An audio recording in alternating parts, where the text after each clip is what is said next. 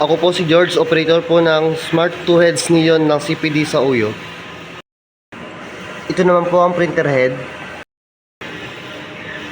Ito naman ang capping. Head clean.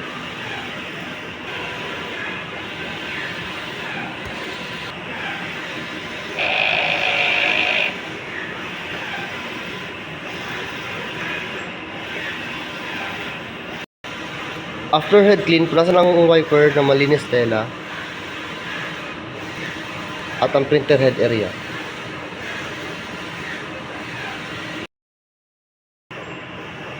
Nozzle test.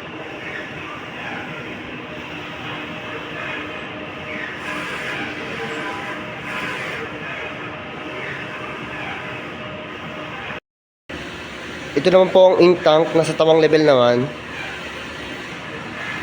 At ito namang ABR.